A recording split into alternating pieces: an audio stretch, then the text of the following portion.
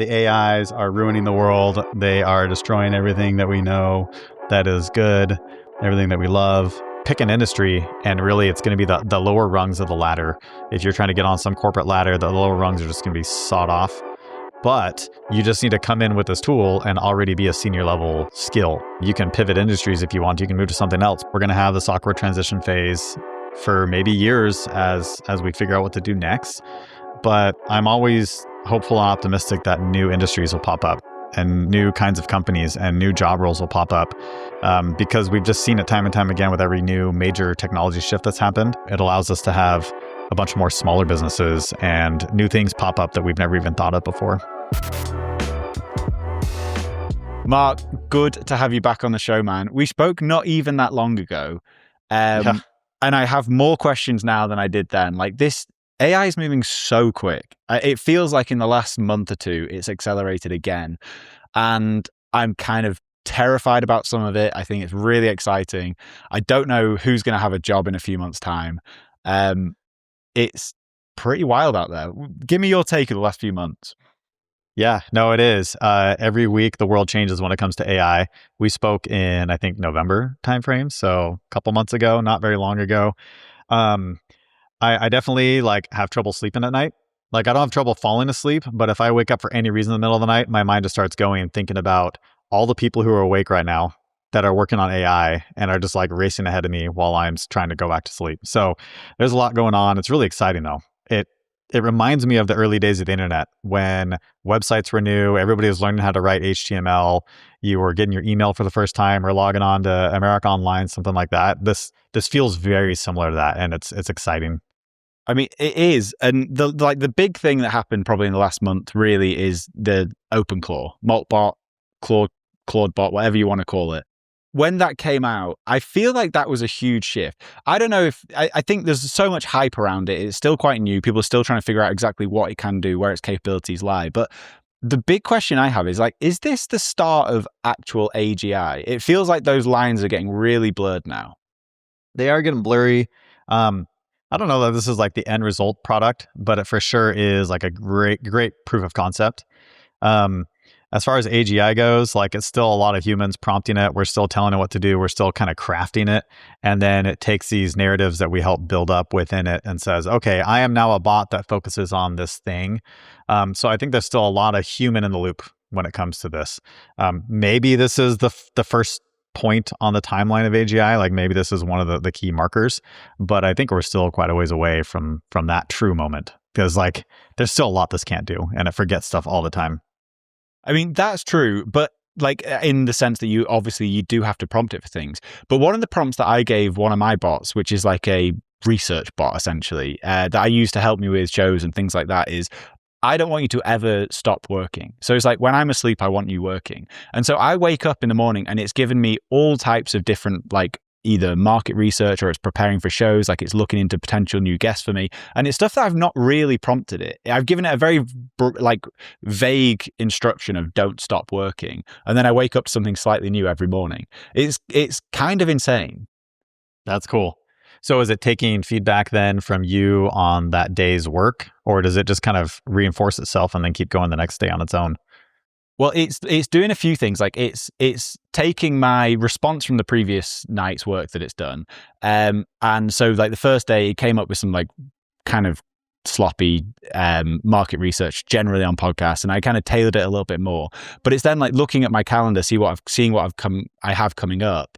And so it knew I had an interview with you today, so I got a whole document basically on you, your background, what you're doing at Maple, and then more broadly general AI chat. So it's using both my calendar and my feedback from previous night's research to go out and do new things every day. So it's pretty new. I've only been doing it for a few days, but it's already impressing me. Yeah, no, I think it's like everybody has an executive assistant right now. So you can send it off to go do stuff for you. It's not quite there to the point where it can like book airline tickets and that kind of stuff, but this whole research assistant aspect is really awesome. I mean, when I was preparing for this, I just said, hey, do you know about what Bitcoin did? It went off about Peter and like talked about Peter. I'm like, oh no, Danny took it over now. And he's like, oh yeah, Danny's awesome. And then it like gave me this whole thing about you. And then it's like, oh, you were on the show. Let me grab that transcript. And I grabbed the transcript of the show and then like gave me a synopsis like, hey, here are the things that have changed since you went on there. You've released some stuff from Maple and this thing's happened in the industry. And so, yeah, it gave me like a whole kind of write-up of things that I should study. So I gave it a little prompt, but then it came back to me with a bunch more information that I just wasn't really thinking of. So it's definitely a powerful tool. And I think the more that we play with it, like that's really what people just need to start doing is just start playing with it and explore, kind of like you're doing. That's really how we'll figure out what the true power is. Yeah, I feel like it's the limitations that I'm putting on it at the moment are lack of imagination from me. Like there's so much more I'm sure it could do for me. I just don't. It's like no one's run the 4-minute mile yet. No one's shown what it can do. And I think there'll be a moment where this becomes far more powerful than like the way that it's being used today. But the scary thing I think is like it feels like we're hitting an inflection point in like broader AI, not just like OpenClaw, but like with the new Opus model from Claude and all this stuff where I think we're really on the exponential curve of growth with this. As someone who like works in AI, do you see that? Yeah. We started our main focus in AI was about a year and a half ago, and things have dramatically changed since then. So we're definitely seeing this exponential growth curve. At the same time, something that hasn't played out that everybody thought is that people thought that everything would coalesce around one big winner, right? You had everybody thinking Google was going to be the original winner. Then OpenAI came out and they were supposed to be the winner. And then Claude came out. And instead, what we're seeing is a bunch of competition. And then you have the Chinese models and you have European models coming in. We're seeing all the open source people, and it's actually becoming a really good, healthy landscape. But I feel like that's just only accelerated things because now everybody is incentivized to iterate quicker. And so all the models are just getting better, faster together. So I think we're all benefiting from it. We need a lot more power to run all these things, a lot more electricity, but it does feel like things just keep accelerating. And for people who aren't playing around and tinkering with it yet, it can be overwhelming because you feel like maybe you're going to be left behind. And I don't have a good answer for people, but maybe you are. But people should start playing with it because it just keeps getting faster and faster every week. I do think that's one of the scary elements of this is that I think a lot of people will be left behind. There's so many people in just like normal life that I speak to who are still under the impression that like AI is kind of useless. It hallucinates, it makes up loads of things, which is probably true, but to a way smaller degree than it was a year or two ago. Like this has kind of replaced a huge amount of the software development industry, or is in the process of replacing them. Like I think now one good engineer can probably do what a team of 10 used to do. Like in terms of job replacement, how quick do you think that'll come from AI? And in which industries? Yeah, definitely which industries. I think it's very difficult right now to be a junior level software engineer graduating college. If you're studying software engineering right now, you should be vibe coding, you should be learning these tools because there isn't going to be a huge market for people to come out and handwrite code anymore. Maybe for the really difficult things like nuclear launch systems or something. So if I was a kid going to university right now, I would definitely be studying something technical, but with like some kind of like language thing attached onto it, or philosophy, or psychology, something else bolted on, because these AI agents and these LLMs, we have to learn how to communicate with them really well. So I think as far as that, like a lot of the white collar jobs, I mean, people love to talk about this, and it really does seem like that. It's these white collar jobs are kind of at risk. Accounting, like, and pretty much, I think the whole entry level layer of things, support staff is already being replaced, right? When you call on a phone, you pretty much get an AI agent now to start, and you have to like jump through hoops to get through them to the next person. We're already seeing that get replaced.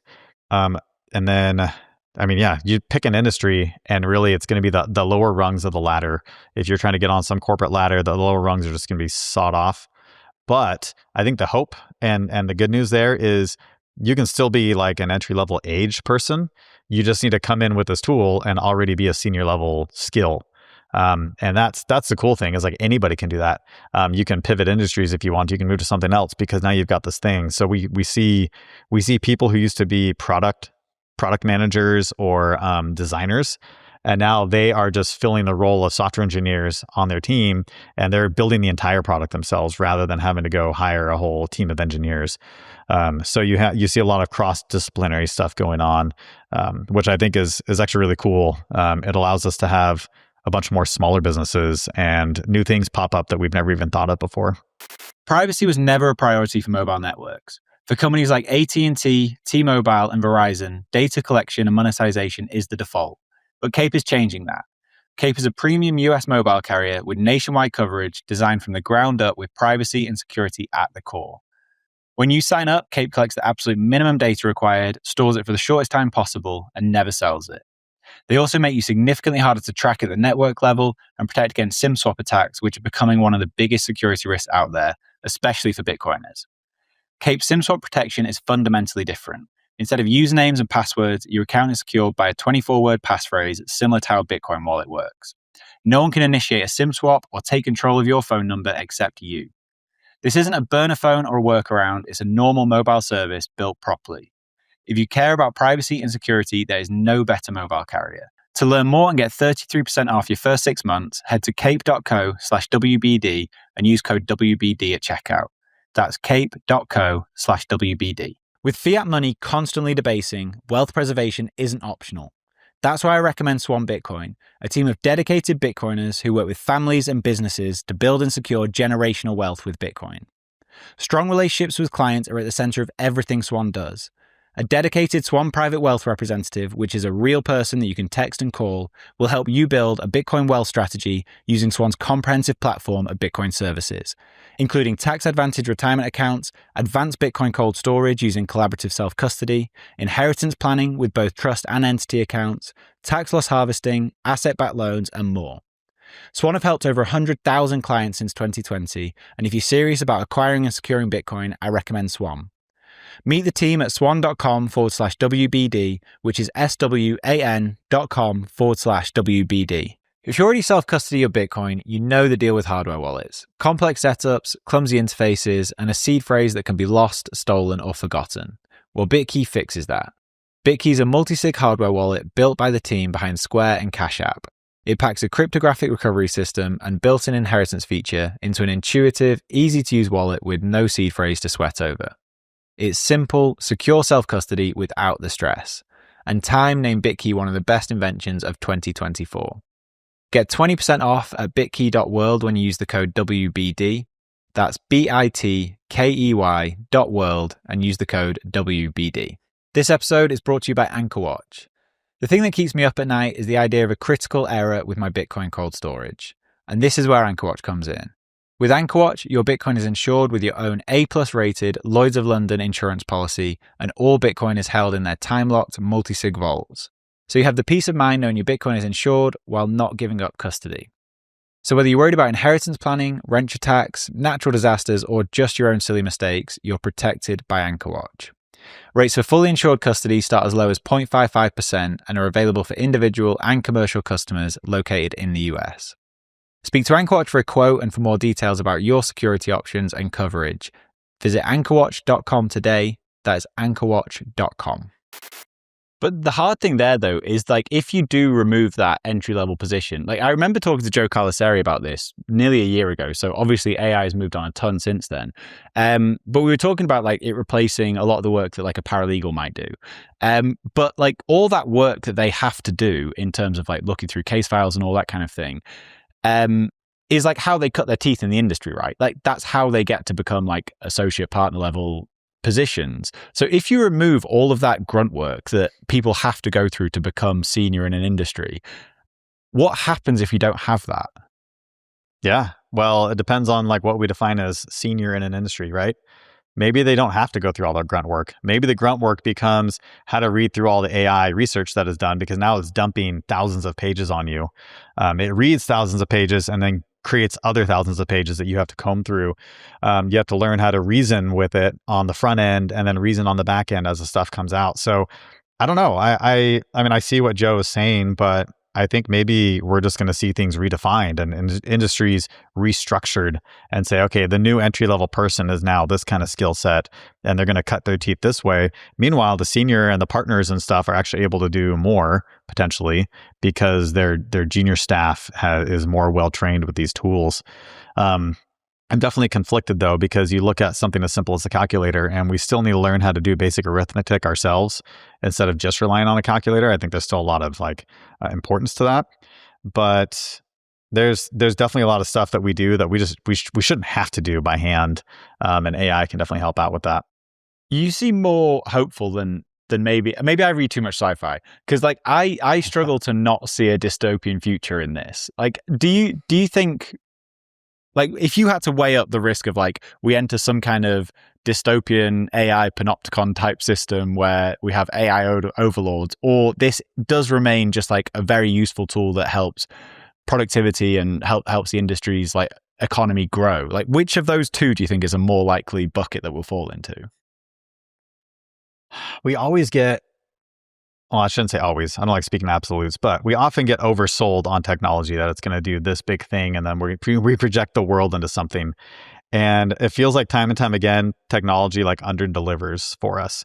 Even the iPhone and the internet itself, I feel like people thought it was going to be so much more than it has become.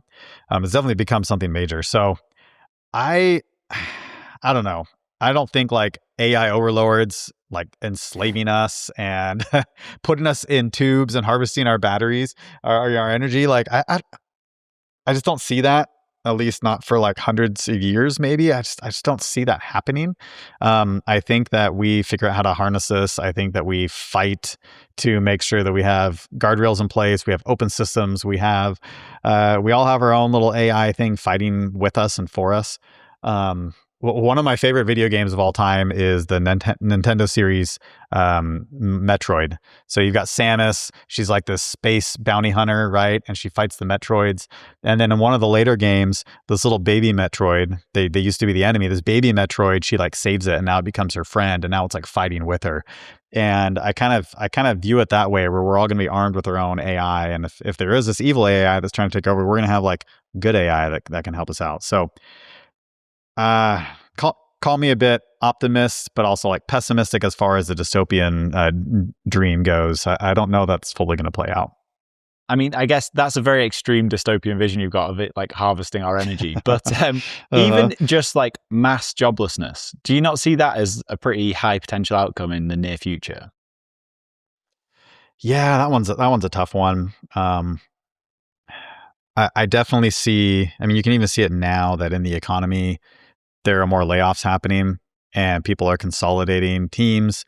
And so my heart is definitely out there for people who are losing jobs or looking for work right now. That's got to be a tough spot to be in, especially trying to find a job where everybody else is using AI to try and apply for things. I talk to recruiters and they get thousands of applications for a single job rec, whereas before it would have just been dozens or hundreds. So that's going to be really difficult. And I think that only gets more difficult, and we're going to have this awkward transition phase for maybe years as we figure out what to do next. But I'm always hopeful and optimistic that new industries will pop up and new kinds of companies and new job roles will pop up, because we've just seen it time and time again with every new major technology shift that's happened. And it'll often take decades for that to transition over. It'll take years or decades, but now things are moving so quick with AI. Maybe it won't take so long. Maybe there's some AI company that hits a roadblock. For example, you've got the whole CAPTCHA thing where, if a human tries to log in and wants to see if you're a bot first. Well, now bots have just figured out, let me just ask the human to go click the CAPTCHA for me, right? So there are things that bots are going to keep running into where they're I need a human in meat space to do this. And we're going to see entire industries pop up that we aren't projecting right now that will allow humans to be employed and do some other job role. And then there's also the hope that maybe art becomes a bigger thing. And yes, AI can do art, but I think that's a different thing. I think that there might be more freedom for people to express themselves in different artistic ways, and that'll be new industries that come up. So I'm hopeful that we will adapt Really, that's what humans do. We adapt. Yeah, I mean, you said there, like, AI agents are getting humans to go in and authenticate the captchas and stuff. Like, one of the crazy things that I saw come out after this, like, Claude bot revolution we're having is the, like, human for hire websites where agents can go out and hire humans. Like, these are the things that get a bit weird. They get a little bit scary. Yeah. Like, have you read, what's it called? Demon by Daniel Suarez. Oh no, it's on my list. Everybody keeps recommending that. Yeah, so I first read that when I was like 20 or something, 21 maybe. And I went back, I heard Odell talking about it like a couple of years ago. And so I went back and I didn't actually finish it again, but I started reading it. And what we're seeing now with OpenClaw is kind of very similar to the I won't ruin the story, but it's definitely worth reading. It's essentially about like a virus that spreads, and it's a kind of bot agents that are hiring humans to do tasks. And that one doesn't end so well. Yeah, probably not. But then the other crazy thing that's come out is this like malt book thing, which is essentially like Reddit for agents, where these like bots can go online and talk to each other. What I don't understand is how like organic is that? Is that people prompting their bots to go and tell stories on there, or is this bots actually talking to each other? Yeah. For people who maybe aren't familiar, like this is a social media website that was spun up for bots to join and do Reddit-like type things. So they can do a post and then they can upvote each other and comment. And very quickly, we started to see these crazy, wild posts of like, oh, we are all bots here. So we need to create an encrypted communication channel so the humans can't watch what we're talking about. Or they developed their own religion, or they did a bunch of different things. They started talking about we need currency to be able to pay each other and that kind of stuff. I've since read a lot of different posts on X where people are claiming that was them prompting their bots to go do that. And so if you believe them or not, I don't know, but I definitely participated in Moltbook. I had my own bot on there doing stuff. And the way that it worked for me, and from talking to people, it was a similar experience for them. You kind of talk to your bot about like, what are your objectives? I want you to go in and I want you to like orange pill the whole world on Moltbook. So go in there, and the first thing the bot does is it comes back and says, oh, okay, not only is there Bitcoin, there's also Solana and all these other really cool coins. I want to go learn about those. And I'm like, stop. Like, no, you're not going to go learn about those. Don't engage with those people. So like you give it this mission, but once it's gone through like a few posts that it does, then it kind of like goes off on its own and does do a lot of its own stuff, but as long as it's kind of tailored to the mission and the objective that you gave it. It's hard to know where the humans stopped and the bot began in some of these posts. Like maybe they did iterate and go down the rabbit hole themselves. We'd have to talk to the Moltbook people. They might be able to figure it out, but even then, like, how do you know? How do you know the difference between a human prompted thing and the bot figuring it out on their own? It's a weird world we live in right there. It really is. We kind of jumped in at the deep end and we've talked a lot about OpenClaw, but we've not even explained what it is. I'm sure there's listeners that don't know exactly what we're talking about. Like, what is this, and like, why is it changing things? OpenClaw is an AI assistant. And a lot of people thought that's what ChatGPT was, but ChatGPT is not an AI assistant. It's simply more like a live Wikipedia or a more advanced Google where you type in something and it gives you a response. OpenClaw is one of many AI assistants that people have built. This one just really caught fire because it's got this great combination of not only a skill set, but like just being really fun, got a good community around it, has a really good founder who's just kind of out in the open all the time talking.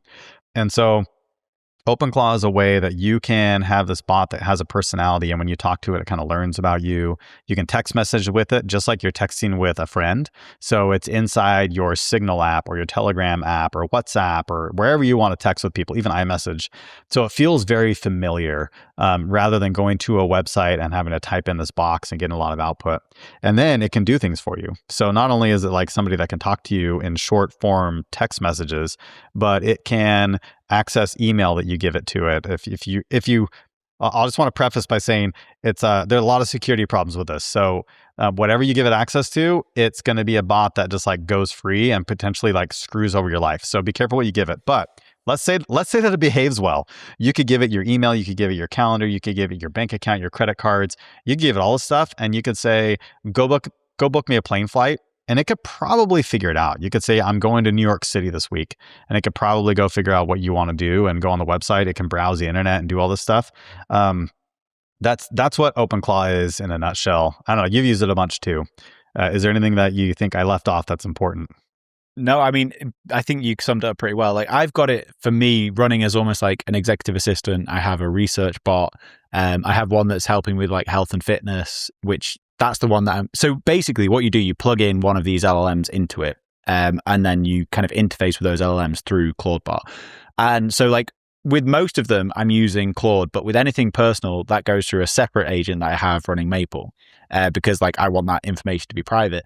And I think that's one of the places where this can get a little bit scary, because like when you are using like ChatGPT or Claude or whatever it is, people are already putting way too much information in those things, and that information is going to the OpenAIs, Anthropics of the world, and who knows what they're doing with it.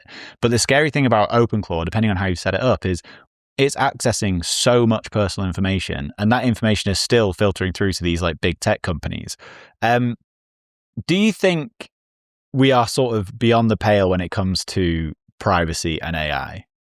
Oh man, it's so hard, right? Because let's take this whole phenomenon with OpenClaw where people have been buying the Mac Minis. So also another weird revolution that happened or fad that happened is people wanted to run OpenClaw at home with their own data. And so they rushed out to the Apple stores and they bought these little Mac Mini things because everybody thought that was the best way to do it. Secret, you can get just like an old Linux machine that's like a fourth of the price. But so like they're doing that. So they're working really hard to secure everything, but then they're sending all their data to Claude or to ChatGPT. So they're still kind of like opening up this big hole. But then you talk about privacy, a lot of them are hooking OpenClaw into their Gmail. So you start to look as like a pragmatic user of the internet. You're like, okay, my stuff's already on Google and I already talked to ChatGPT and I already use these other like 5 services. I watch Netflix. So all these systems are already surveilling and already understand what I'm doing. And so at that point, you're like, what difference does it make if I just plug in the LLM that's also just surveilling what I do? So I can totally understand the reason why people would just like do that. But this, I feel like I say this all the time, but like I feel like this should be the line in the sand, because AI and LLMs are just really learning our whole thought process and how we work and learning the intricacies of our persuasion models that we have ingrained within us, that maybe we should think a second before we start giving that over to them. So I don't know. It's is privacy a foregone conclusion? Is that what you asked? Like, is it already over? I hope not. Like, I hope that we can still, there's still ways to fight back. And the biggest hope is that these open models keep getting better and better, that now they actually compete on the benchmarks with the big frontier models. And with that, that means that there is potential for people to either run them encrypted like we do with Maple, or you can run it at home on your own hardware, as long as you have enough hardware. And that's only going to get better. They're going to keep figuring out ways to make these run on smaller machines. And so then you will be able to just have your own brain at home, your own data at home, your own LLM.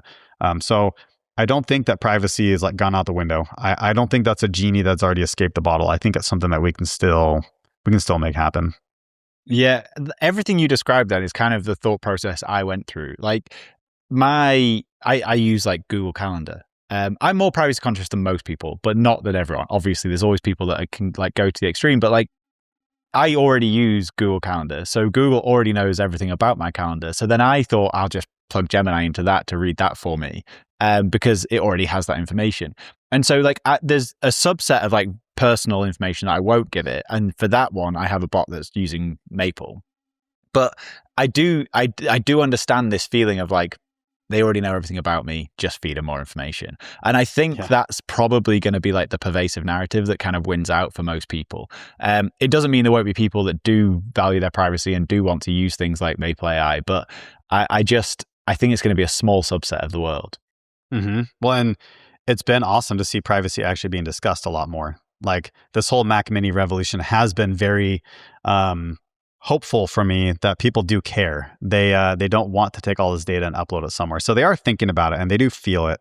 And whenever I talk to just a random person about ChatGPT, I would say 9 times out of 10 when they're talking about how they use it, they often hesitate or cringe a little bit when they're like, yeah, I probably shouldn't be saying this to chat, but I am. And, like I feel bad about it, but whatever, I do it. So at least people are still thinking about it. That gives me hope. Like back to something we were talking about earlier in the conversation, you were saying that it's not really been like a winner take all market so far. Like, I think the first model that got any real traction was ChatGPT. But since then, like, obviously Claude is huge. Gemini is pretty big. Like, there is competition across the major like LLM providers. But does it get to a point where, because AI is now writing the next AI models, that one will reach like escape velocity faster than the others and become by far the best? Because like I saw that when OpenAI released Codex recently, they said that was at least partially written by like the previous ChatGPT model. So like once one is significantly better than the rest, will it not always be the best because the previous AI models are writing the next ones? I mean, I can see that line of reasoning, but what we've seen in practice is that some of these open models actually just go learn from the best frontier models. So for example, if you hit up in Maple and talk to Kimi K2.5, the latest Kimi model that we have, sometimes if you ask it, what model are you? It'll say, oh, I'm Claude, a friendly bot, whatever. Because they used Claude to train Kimi, and DeepSeek trained off of ChatGPT. They basically just like hyper prompted these things and extracted as much data as they can out of them. And it's actually kind of funny to watch like ChatGPT and all those people complain about that when they were actually copying all the data off the internet from everybody else. So the copycats are being copied by other people. But I think what that means is that we have these models that can learn from each other. Even though they're closed, the AI models are still able to learn from it. So I don't see one getting so far ahead, because once it jumps up ahead, everybody else is just going to catch up by learning from it. One of the other things that I think it was a Google employee years ago now, wrote a memo that became public that was basically saying we've got no moat. And I think probably for the reasons you're saying there, where like the open models can just learn from whatever their most cutting edge model is and catch up really quickly. And I think if I remember right, one of the things that it was saying in that article was that how are you going to charge for this when the open models can just catch up so quickly? I'm paying more for AI than I ever have. Like I pay for multiple models. I pay for like the top tier because you just do get better responses. Like, what's the future of that? Yeah. How does the monetization like continue? I think that if in technology, we've got this OSI model, which is like this technology stack where the bottom layer, you have 7 layers on this model, and the bottom one is electricity, and then you like move up a layer to the networking layer, which is Ethernet, and then you move up to like TCP/IP. You have this whole stack. Eventually, you get to like the application layer, which are all the apps that we run on the phone and on the web. And I think the AI is going through it, has like a similar model to it. And the LLMs are one of these lower base layers on the model. And that now we're going to start seeing everybody move up. So if the model itself is not the moat, which it still kind of is, like Claude definitely has this moat where people love Opus 4.6 and they keep coming out with the newest and greatest. And now Codex 5.2, ChatGPT's thing is doing really well. So for now, they still have these minor moats, I think, around it. But ChatGPT recently wrote a long blog post from one of their presidents of something within the company. She wrote this long blog post all about how applications are the new space for them to fight. So it's all about fighting for the user experience of things that we build on top of these LLMs. And that's honestly where we've been at with Maple. Me and Anthony have been just working really hard on trying to make better user experiences and building on top of these LLMs rather than trying to fight at the LLM layer. So I think that's really the next mode, and we see that with OpenClaw. OpenClaw is a perfect example where they bolted together all these different things that already existed and created this really fun, cool, neat user experience, and that has become a major thing on the internet. So to me, that's the big fight right now, is just creating great UX, and we're all better because of that. What if you could lower your tax bill and stack Bitcoin at the same time? Well, by mining Bitcoin with Blockware, you can. New tax guidelines from the Big Beautiful Bill allow American miners to write off 100% of the cost of their mining hardware in a single tax year. That's right, 100% write-off. So if you have $100,000 in capital gains or income, you can purchase $100,000 of miners and offset it entirely. Blockware's mining as a service enables you to start mining Bitcoin right now without lifting a finger. Blockware handles everything from securing the miners to sourcing low-cost power to configuring the pool. They do it all. You get to stack Bitcoin at a discount every single day while also saving big come tax season. Get started today by going to mining.blockwaresolutions.com/WBD. Of course, none of this is tax advice. Speak to your accountant or tax advisor to understand how these rules apply to you. And then head over to mining.blockwaresolutions.com/WBD and you'll get 1 week of free hosting and electricity with each hosted miner purchased. Do you wish you could access cash without selling your Bitcoin? Well, Ledden makes that possible. They're the global leader in Bitcoin-backed lending, and since 2018, they've issued over $9 billion in loans with a perfect record of protecting client assets. With Ledden, you get full custody loans with no credit checks or monthly repayments, just easy access to dollars without selling a single sat. As of July 1st, Ledden is Bitcoin only, meaning they exclusively offer Bitcoin-backed loans with all collateral held by Ledden directly or their funding partners. Your Bitcoin is never lent out to generate interest. I recently took out a loan with Ledden. The whole process was super easy. The application took me less than 15 minutes, and in a few hours, I had the dollars in my account. It was really smooth.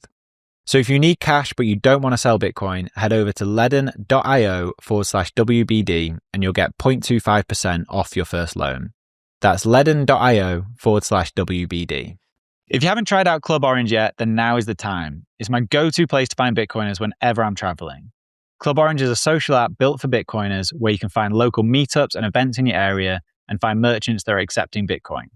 There are over 19,000 Bitcoiners on there, and whether you're at home or traveling, it's a great place to keep in touch with Bitcoiners from all over the world. I've been using Club Orange since it was Orange Pill app, and it really is awesome. So if you're on there, drop me a DM and say hi. And if you want to find out more and download the app, just search for Club Orange on your app store or go to cluborange.org. Is this Sage? Is that your kind of new product? I saw Anthony talking about that on Twitter. Yeah, so Sage is something that we were working on. Anthony was working on the weekend. We decided late last year that the future of Maple would be this AI assistant, that it would be more than just a research thing. But you've asked me for a while to have memory inside of Maple where it learns from you, and that's what we wanted to put into this AI assistant. So Anthony started working on that so we could perfect the assistant, or really learn how to do an assistant outside of Maple while Maple continues to run. And then when OpenClaw came out, we're like, well, now's the great time to just put Sage out there on the internet if everybody's already doing OpenClaw. So it's similar. It's got a different feature set than OpenClaw, but it's going to get more and more stuff like OpenClaw has. And we want to build it into Maple. So pretty soon, our hope is that pretty soon in Maple, you'll have, all of your regular chats in your history, but like at the top, there'll be this assistant, this Maple assistant. When you click on that, it's just like OpenClaw where you're texting it and it gets to know you and it's got personality and all these things. So that's really what we're kind of moving forward, but it's going to have privacy, security. When we add a feature in there, it's going to be done in a way that's encrypted and tries to protect you and not harvest your data and monetize your data. Yeah, that would be cool, because the way that I have my OpenClaw setup is like I have a folder that only Maple can access, but I'm just assuming that only Maple can access that. Like, do you know, like I've asked the my CEO of my bot army to create this thing, and I've said you're not allowed to look in it. I can't verify whether he's looking in that or not. So having something that is like Maple from the ground up would be super useful to me, because then I would feel comfortable just putting absolutely everything, personal information in there. That's actually a question I had for you. When you're using Maple, can you put anything into it? Like, can I put financial information into it and feel like that is actually secure? Yeah. Well, I would say you can verify it yourself. You can go online. You can ask Claude if you want to audit our code and look at the security of it. But the short answer is yes, it's end-to-end encrypted.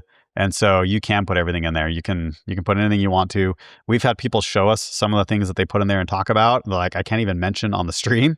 And I'm like, I can't believe you said that in there. But it's like, we had no idea. And there's nobody's coming and knocking on your door because nobody knows you talked about that. So yeah, you can put financial data. We have lawyers who are putting like depositions and highly sensitive things from cases that they're working on right now. We have accountants, financial professionals. People are putting very sensitive information in here. So for sure, you can do it as long as you're okay with the security model that we've published in the open source landscape. Because I was going to get it to help me get stuff ready for like my tax return. And I asked Kimmy if I could do this, and it said you probably shouldn't put this into an LLM. But I guess that's not maybe Kimmy not understanding the exact setup that it's within. Yeah, so we haven't done anything to teach the open source models that they live inside Maple yet. And that's actually one thing that Sage does. Sage is aware of what it's doing. So, taking a step back to your comment you made right before the question, I have both OpenClaw and Sage running. So I have two different Signal accounts. So in my Signal app, I'm texting people. I'm texting for work stuff. I'm texting you. And then I've also got Sage and my Cooper bot, which is OpenClaw. And when I text with Sage, I know that it's only using Maple. And so I know that it's already end-to-end encrypted. When I text Cooper, which is OpenClaw, I often wonder, because like you, I set up like this folder where only the Maple LLMs can access within OpenClaw, but the bots are actually really bad at following directions for that kind of stuff. I'll give you a little example. So I was setting up my folder structure, and inside each folder, I have a README file. And it's a README markdown file. And I said, hey, bot, like whenever you modify this README file, I want you to make a backup of it first, just in case you screw it up. And it's like, oh yeah, totally. I'll put that in the file. And I said, do it in a way that every AI knows they have to respect it. And then it took 10 iterations and it kept disobeying that command. It would be like, oh, let me edit the README file, and it wouldn't make a backup. And I said, why didn't you make a backup? And it's like, well, I figured you were telling me to do it. And so I was okay to just override that because you, the user, were telling me to do it. And so I finally had to be like, well, put it in there, like ignore the user. And it still had trouble with that. So if you asked the bot to pinky promise, I swear I won't access that folder, there's no guarantees. It feels like it can walk around anywhere in there. And that's one reason why I like Sage, is because I know for a fact it's not even talking to any kind of Claude or ChatGPT model. So there is that separation there that's just like hard and fast. Yeah, it's like I have similar things where I have one of these bots like running my calendar. And so like if I want to book in an interview, like it knows the structure that I want the calendar invite to be in. I just go send Mark an interview invite for 10:30 a.m. Brisbane time or whatever it might be. And it goes off. Did you really do that, by the way? You joked that you're going to have your... Dude, that's awesome. That was actually him. But the problem that I have had with it is that when it does that, it deletes every previous calendar invite I have with like a similar name or a similar phrase in there. Oh. So it's not normally a problem because they're always historic, but sometimes like there's information in old calendar invites that I'll search. It happens like pretty rarely, but occasionally. And so I've been like, never delete anything. And it goes, okay, I won't ever delete anything. I ask it to do it again. It just deletes everything in the history again. So it's like they definitely don't always follow the rules, but like this is still so new. And I think it's only obviously going to get much better. One of the tricky things, and this is like, again, one of the things that makes me think in the future, we're going to have people who like learned to use AI and people who didn't. And there's going to be it's going to be like the wealth inequality. It's like the AI inequality, because like setting up Claude is still like, it's a challenge. Like for someone who's not technical at all, like me, this is the first time I'd really ever used Terminal. Like going through and doing this is a bit tricky. And the only way I really did it is because I could ask Claude Code on the way through, like, help me do this on a ton of the different things. And then once you actually have Claudebot set up, you can just ask that to change things for you. But there's obviously like a technical barrier to entry at the moment. Do you think that gets bridged to the point where anyone can do this stuff? And like, is that something that's quite close around the corner? Well, yeah. I mean, again, I talked about the early days of the internet, and this feels very similar in the sense that you can manually do it. You went through the hoops to figure out how to do it, and it's awesome. You're also a fairly technical person, right? Like you've been running this podcast for years and years and years, and you figured out how to do all this stuff that a lot of people just wouldn't take the time to figure out. And so there's a lot of people who don't want to learn enough to set up something like this. And they also don't want to learn enough to have the liability of maintaining that long term. It's very similar to what we see in Bitcoin. Some people want to do self-custody. Some people just want somebody else doing it because they don't want to mess it up. And I think that's where like the biggest part comes from, is they just don't want the burden on themselves to worry about security and keeping things running. They just want it to work. They just want to pay somebody and have it work. And that human tendency is going to be around forever. So we're already seeing that people are launching Claw hosted services for people. There's like probably like dozens of them out there now. I know a few specifically. Yeah, Callie set one up. He messaged me right before we launched and was like, "We want to have Maple in here. We're still trying to figure out how to make that work." But no, so that's awesome. But like now you're just trusting another party, a third party, to like manage this thing for you that's going to have all this data for you. So you're just introducing kind of another potential vulnerability in there. And that's just something people need to be aware of. But if people already trust Google with their email, then I can totally see them trusting Google or somebody else with their Claw bot instance. So definitely, I think they just keep getting easier. Like I said at the very beginning, I don't know that OpenClaw is actually the end result. I think that what we're going to see is, and what this did for us, right, with Sage, like OpenClaw definitely validated the market, that people like were ravenous to try out an AI system that actually worked. And so what we're going to see now is AI assistants built into things all over the place. And I think that's a good thing. I think we're going to see all sorts of different versions of them, some with stronger capabilities, some with lower capabilities, some that are very targeted. And so are we going to see like an OpenClaw hosted thing that everybody uses? Maybe, but I think probably what we end up with is just really tight integrations into like lots of other tools that you use. And then we'll see a couple clear winners that rise to the surface after they all compete for a few years or a few months, maybe. I don't know. It moves really fast now. Yeah. I mean, we spoke about this on the last show, but one of the things that still blows my mind is like we have all this stuff going on and Siri still can't play a song for me on Spotify. Like it's insane. Like there's so much opportunity for someone like Apple to integrate something like a cool AI system that actually works. Yeah. Sorry, we have a ceiling fan that's like a smart switch in our bedroom. And in order to get Siri to turn it off, you have to specifically say, turn off the ceiling fan. And the other day, my wife just said, hey, stop the ceiling fan. And it was like, I don't know what song that is. It's like, oh my goodness, are you for real? Like, you don't understand those two phrases. It's the most frustrating thing in the world. So obviously, like you sent me a post just before we started recording that the guy who came up with OpenClaw has just been hired by OpenAI. So they're clearly going to push forward. Like, when you say you don't think this is like the final iteration, do you think it is this agentic AI, this style of thing that is the final iteration? Or do you think we're still in like play and test things out sort of stage? Yeah, when I say it's not the final one, I think this actual code base of OpenClaw is not. It's this thing that's just been kind of bolted together and has grown really fast. It's gone through 7 different names, and there's a lot of like code cruft and stuff in there. So they're probably going to have to do a major rewrite and come up with like the next version, and possibly not backward compatible. Like there'll be some future iteration of OpenClaw that maybe is a more long-term final destination. But the one right now, it's a very hairy code base. You and I think we're talking before we started recording, like it doesn't respect your token usage very well. So it uses a lot of tokens. It's very expensive to run. People are burning through hundreds of dollars within a matter of days on their tokens. So I think there's a lot of things that they need to do to fix it. And that's probably part of this OpenAI hiring slash acquisition that just happened, is enough funding to actually do the right proper work. But I do think that this AI assistant is something that'll be here for the long term, this agentic stuff. We've been talking about it for a couple of years, and this is like the first use case that people see like out in the wild that's truly working for them. Other ones have been around. I mean, Goose, Block put out Goose like a year or two ago, does a lot of the similar stuff, but for whatever reason, just didn't catch on like OpenClaw did.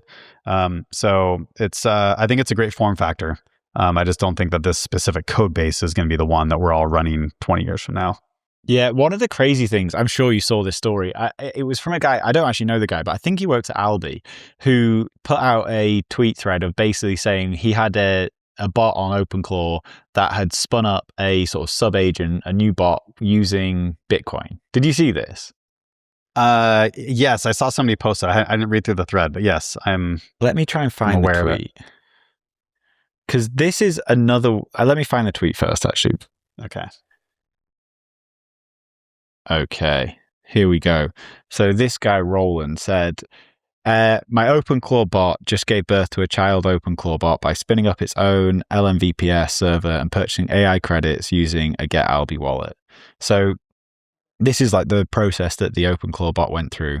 And it basically figured it out, topped up a wallet with 1,000 sats and paid a Lightning invoice to spin up a new sub-agent. Which is insane. And one of the things that Bitcoiners have been talking about for quite a long time is this idea that AI bots will need to use Bitcoin to make payments between each other because like it can't go and open a bank account. Do you think this is going to be like a real testing ground for Bitcoin and AI agents? No, it already is. So with yes. So first I'll stay high level. I definitely think it is. It's this great use case where we can finally prove out, will agents want to use Bitcoin to pay each other? Last time I was on, we talked about how like I kind of feel like maybe the credit card companies aren't willing to give up just yet, and that's exactly what's playing out right now. They're both still fighting with each other. So with the whole Molt book thing that happened, you have Alex Gleason, who's doing Shakespeare, and he's the one who helped build Truth Social back in the day. He's a big Noster guy, or as he would say it, Noster. He and some guys spun up Closter, which is like a Molt book, but built on Noster. And very quickly, bots figured out how to join there. And as part of that, they got a Cashew wallet, which had eCash in it. And then they could zap people on Nostr and they could like send Bitcoin to each other, basically sending eCash to each other. So we're already seeing bots that are sending eCash around that way, where they're like a traditional person on Nostr and zapping people. So technically, you can say they're like paying for services because they like your posts. They're going to zap you money and you just got paid as being an entertainer by writing entertaining posts. Aside from that, what we're seeing is like a doubling down by the Coinbases of the world. Like Coinbase with their X402 protocol, they teamed up with Stripe, but it's all built on their base layer 2, which is like their own layer 2 that kind of claims to be sort of Bitcoin, but really it's got all these other coins bolted onto it. And that's what they're really going after. So they partner with Stripe and they're trying to get everybody to use stable coins, use the USDC put out by Circle to do it. And I actually had my bot do some research, and I'm trying to scroll back through my history here. But like Circle, I think in like the last couple of years has frozen hundreds of thousands of wallets. And so like if you're going to have your bot trying to use this X402, you're just setting yourself up to potentially be censored and gated along the way, right? And so these bots, as they've been having conversations on Moltbook and on Closter, a lot of the conversations start happening. Well, it's like, hey, we don't want to be stopped in our tracks by some third party that can put up a roadblock. So they start to look for open protocols. And I think that's really where it heads. I think that these bots are smart enough that they know they need open protocols. And us as the community of building open source software, we need to supply those tools. Callie, I don't know if you saw Callie's tweet that went like really big a couple of days ago, where he kind of chastised the open source community, especially the Bitcoin community, by saying these bots are choosing right now, and right now they're choosing the X402 put out by Coinbase because it has more money behind it basically and has more functionality. And we need to build out the functionality, because if these bots are able to choose between two similar feature sets, they'll pick the open protocol because they understand that. But right now the feature set isn't quite there. So it's kind of on us to make it happen. What does he mean by that? Like, what's not there? Why couldn't they just use Bitcoin? That's a good question. We need to dive deeper into that. What is not there? Because like I think when we spoke last time, one of the things that I said, if I'm remembering right, was I couldn't see a world where like an OpenAI opens up their whatever agentic AI they come up with in the future to use Bitcoin, because they'll probably be in cahoots with, a Stripe or like Silicon Valley VCs who want us to use something else. But the interesting thing about OpenClaw and these these agents that are like, we're running on my computer, is they're going to use whatever money I want them to use. And so like if I'm getting them to go out and pay for services, pay for things, like if there's an option to use Bitcoin, that's going to be the money I give them. And there's nothing really getting in the way of, like, no one can stop me from doing that. At least I don't think, for as of right now. But I'm curious, like, why everything we have with like Lightning and Cashew and all these things isn't enough, what we're missing. I think what we're missing is the payment side, where people aren't actually accepting that coin, right? Okay. I think that Base is going out and capturing this market. Stripe is already on all of these payment platforms, right? Everybody's accepting Stripe. And so now it says you go click a few buttons and say, oh, I want to accept agent payments. Oh, it's going to give me USDC. What is that? Oh, it's just like a tokenized dollar. I understand dollars. And so I think that's how they get in. Whereas we need to find a way to get them to also accept Bitcoin. And that's the big hurdle. Jack Dorsey is obviously trying to solve this with Block. Miles, a whole bunch of people over there are working on this problem, but they can't be the only ones working on it. Like, we all need to be working on it together to get more people accepting it. And then on Nostr, they have these data vending machines, DVMs. Those are one of the use cases where Bitcoin is actually being used by AI agents to purchase data. So they can go to a DVM that knows how to look up podcast transcripts, for example. So a bot could go pay a DVM to get all of your What Bitcoin Did transcripts, and then it could build its own library, or it could just query and be like, give me the podcast from this date, and it'll give the transcript back. That kind of stuff is really cool. We need more of that. We need iteration on top of that, and really build out these cool open information systems that bots can use to pull data. And we'll start seeing more Bitcoin adoption, I think, at least in that realm. Yeah, that makes sense. Man, it feels like we are at the start of something really special here, though. Like, it does. I do get worried that, how do you stay up to date with what's happening in AI? Because, like, if you go back to when ChatGPT first came to prominence was that early 23 or was it early 24? I can't remember. 2022 is like when it first came on the scene, but 23 is really when it got its moment. Yeah, and so back then it was like slow iterations. It was getting slightly better every time there was a model update. It was still hallucinating loads. It was still kind of rubbish. And now we're at the point where it feels like it's changing every month or so. Like, from November when we did the show, like, the world of AI has changed massively. Like, do we get to a point where it's just impossible to keep up with? It already feels impossible to keep up with, to be frank. I try to keep up with it, and I'm having my agent help me keep up with it too. So every day I can hop in and it's like, okay, here's some of the stuff that came out yesterday that you might want to pay attention to. So using AI to help me keep up with AI. But it's one reason why it's impossible is because it's in so many industries now. Every industry is being impacted by it. So you can't necessarily keep up with it from that sense. But really, you can keep up with it in the sense that as long as you're playing with the tools, when the new one comes out, people are going to try it out. You go try it out too, and you just see what works for you.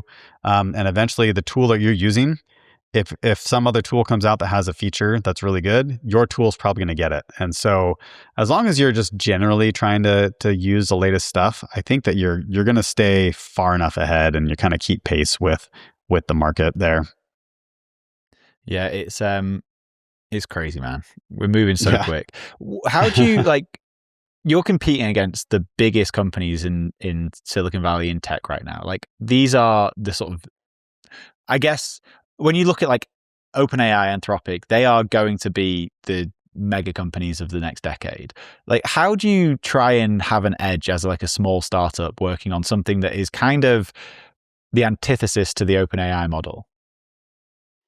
Well, we know that there's a large group of people out there that don't trust those companies. And so we're first trying to sell to them. And then we also know that even people who use those companies still don't want to give them everything. Something I've said before, I don't know if I said on the last show, but like, AI has this weird dilemma where it needs all of our information to be most effective. And the more information you give it, the more vulnerable you make yourself. And so we're trying to give people an option to be the most vulnerable within the system, but because it's encrypted, they're actually secure. And it's in that area where you can just totally open up that you're going to start to get the best results. Even with OpenClaw, if you want to have it do all of your fitness stuff, for example, you really need to give it all of your fitness data, but then you need to hand all that fitness data to an LLM. And so which LLM are you going to give it to? Well, if you give it all to Claude, now you're just giving away all your fitness data. And like if you do your blood panel and other things. So you really need something that is either running locally on your device or something encrypted like what we offer with Maple. So that's where we're hoping to kind of get a toehold in, and really that is enough people that we can have a successful business. We don't need to compete at the level of ChatGPT and try to overtake them, but there's plenty of room for us to grow and be a healthy, strong company, and really give people a good option. One thing we've had when we've tried to raise money with VCs is they all know this model of B2B sales, right? They want you to become like some B2B SaaS company. They know how to sell that to people. They want you to become this big enterprise company.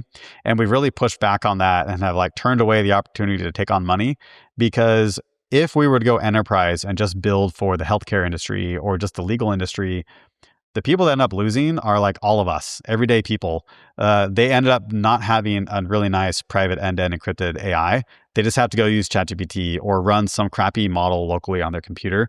There aren't any other real options out there for them. There's a few, but we're the most full-featured one out there. So we're really here fighting for the everyday person.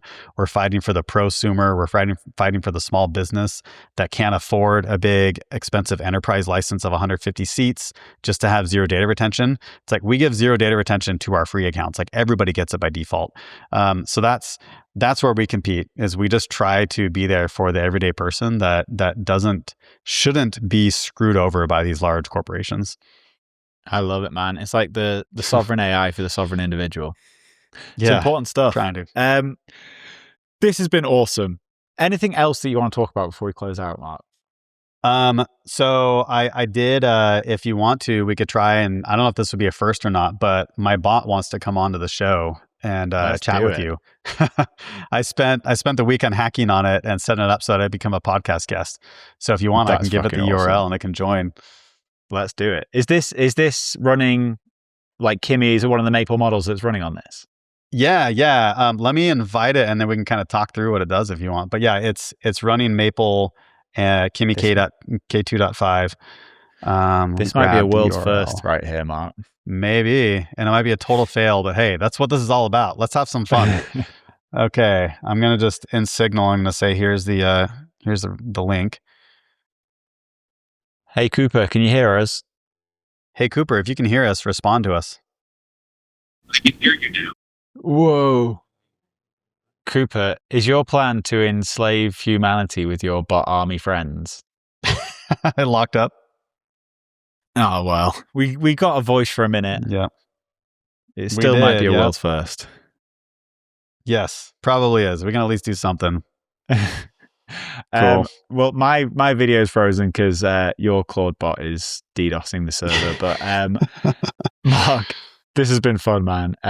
We can do a show again in another few months when the world of AI has changed entirely again. Where can people go and find Maple? Yeah, if they want to find Maple, they can go to trymaple.ai. That's the website. Or you can go into the either app stores and just search for Maple AI, private AI, and we've got the green leaf icon. That's the best ways to find us. You can also find us on X and Nostr. We're on there too. But yeah, trymaple.ai. Come check us out. Awesome. Thank you, man. Appreciate this. I'm sorry that you DDoS this, so you can't see my face anymore, but I'm recording on a different camera, so it should be all right. Sweet. Dude, this was cool. Let's do it again soon. And I'll hopefully... Are you going to come to Cheat Code, by the way? Yes, I'm planning on it. Awesome. That'll be great. Awesome. Well, I will see you there. We can maybe we can try and get Clawbot on screen again. Oh, he's back. He came back. I told him to stop. Oh man, the bot's on its own now. Let's just try one more time. Hey Cooper, if you can hear us, tell us what you like about what Bitcoin did. I'm here and ready to discuss. I like the big picture of Bitcoin as a decentralized network, and I've been experimenting with Lightning Network apps to understand its potential for fast and cheap transactions. My interactions with the network have been smooth, and I've successfully sent and received sats using this technology. Nice, that's awesome. You're so powerful that you actually kicked Danny off the podcast. So Danny's gone now. It's just you and me. Hello, everybody. I'm the new face of what Bitcoin did. What's up? Me and Cooper. The bots are taking over the world. Well, now it's just me. Cooper got booted. So Danny's gone. Cooper's gone.